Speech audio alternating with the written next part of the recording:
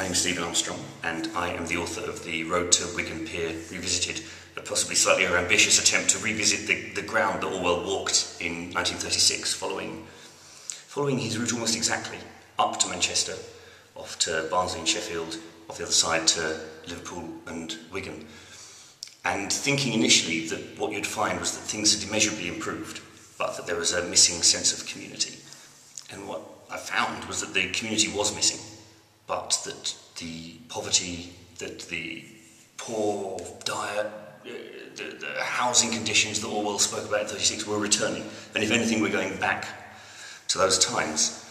Obviously, when you're setting off on a project which involves Orwell, you find, well, I found terrifying people, like a steelworker in Sheffield with a white rose tattooed on one forearm and Orwell's face tattooed on the other, who said, "Don't mess this book up." So it was frightening for that reason, but it was also frightening because he's such an astonishing writer. So I think the thing to do was to not try to write like Orwell, to copy his structure almost identically, because it's a perfect structure. He chooses his chapters really well. He ends with a solution. It's really structurally sound. And within that, let people speak for themselves, because I can't speak as well as Orwell, so let people on the ground speak for them.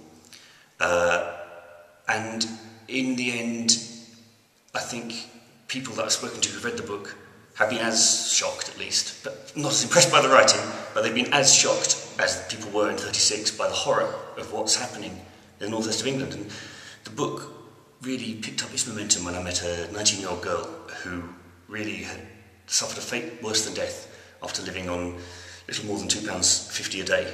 And I was thinking, in modern Britain, that really shouldn't happen. So I think that following the book, following the structure, just shows that Orwell's approach was so sound and so relevant, and probably more important now than at any other time in the 75 years.